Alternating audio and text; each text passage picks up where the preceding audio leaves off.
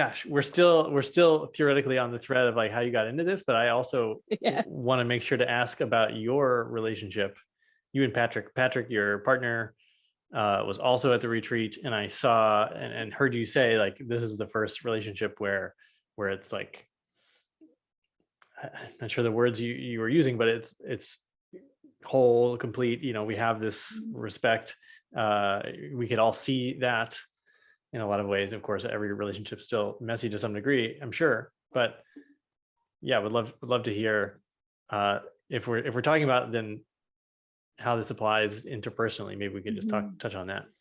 Yes, and then we will go back to how this came together because Okay, I do good. want to Okay. share like how the whole program works. But Patrick Surdam, my beautiful partner, um, so we are in a relationship that's the healthiest relationship I've ever been in, and it's challenging to be in a healthy relationship because your ego wants it to not be healthy because it's so used to it not being healthy, and so you look for what to pick on because it's too good almost, right? I think a lot of humans in the world can fall into that category of when's the other shoe going to fall, when's this going to end, how's this person going to break my heart, can I trust, all those things, right?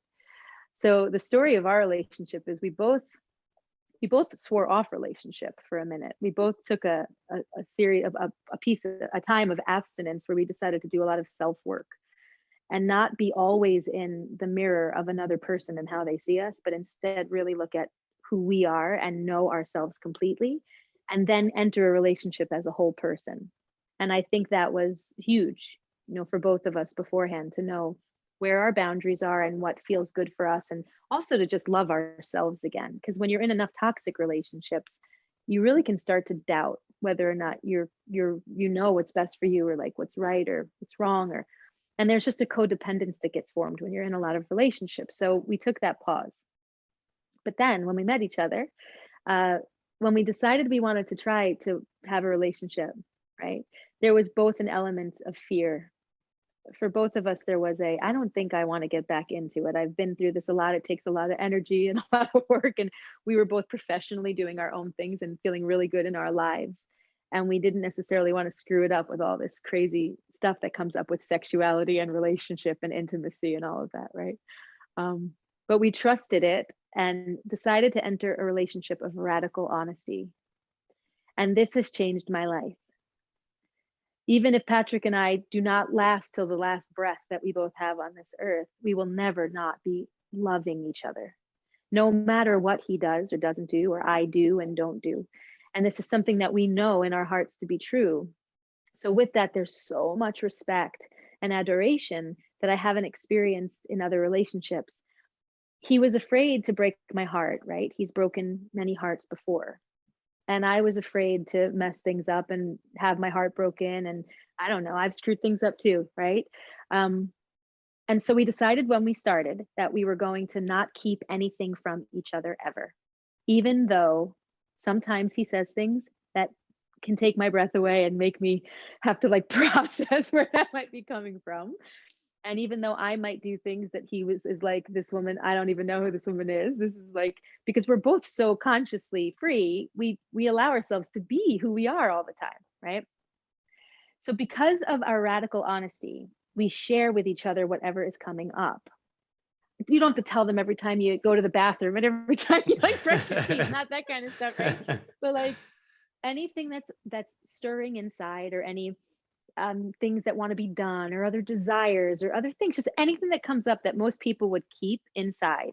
You have a dream, and it's, oh God, if I told my partner this dream, they'd think, they'd start to not trust me or something. It could be a lot of things, right? But it doesn't matter. He knows he can tell me absolutely everything. And I him.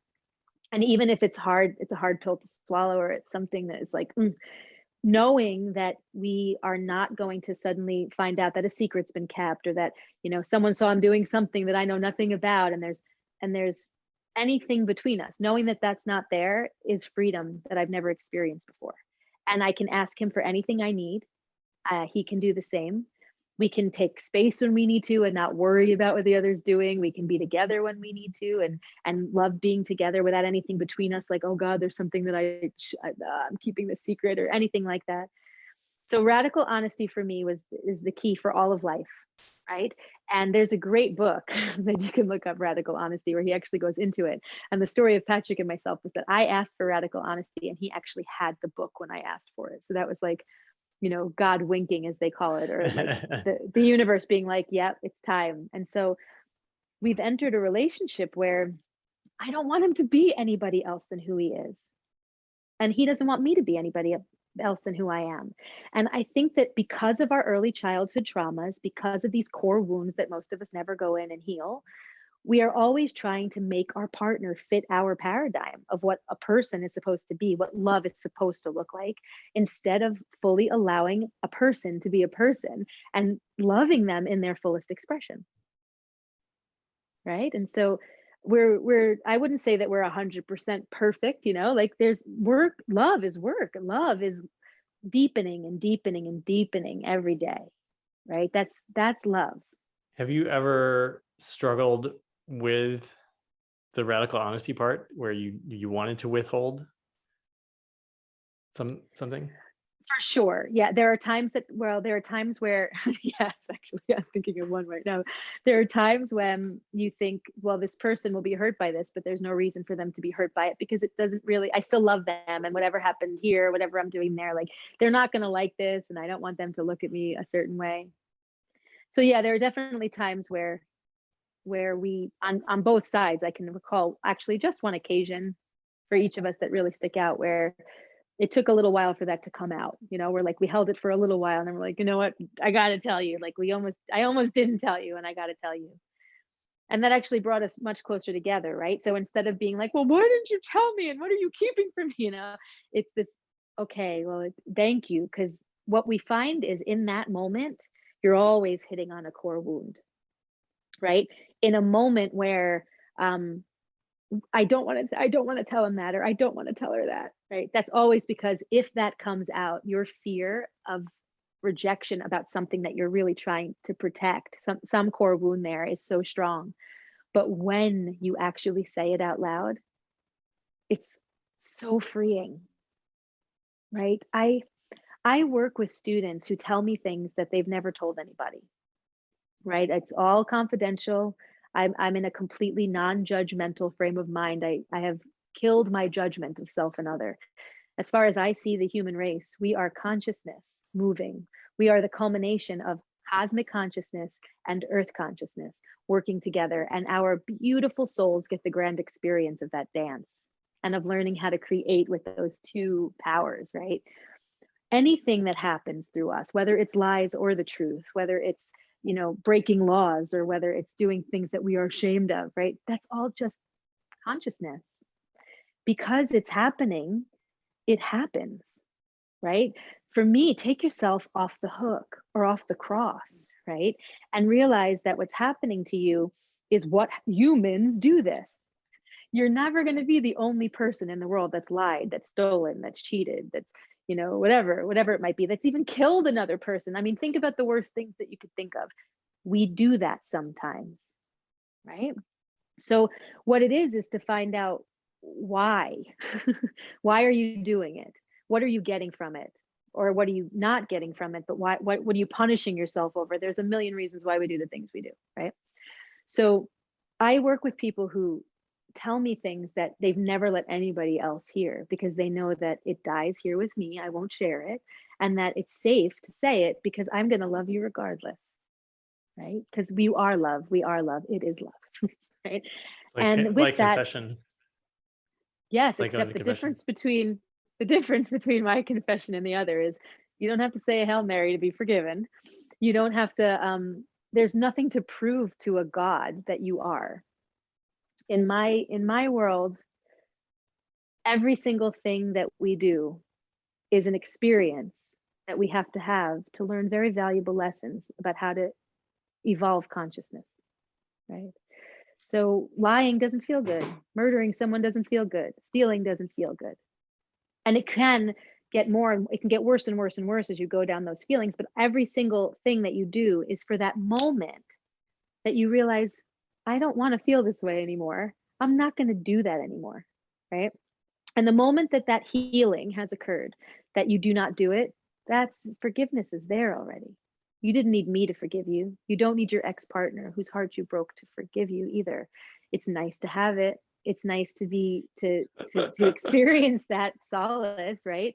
But at the same time, you do that yourself with God or whatever that entity is to you. I don't, there's no name for it. It's your own existence, right? That has to heal those wounds. And that person whose heart you broke, this is going to be a very unpopular stance. I already can hear it as it comes out of my mouth. They needed their heart broken.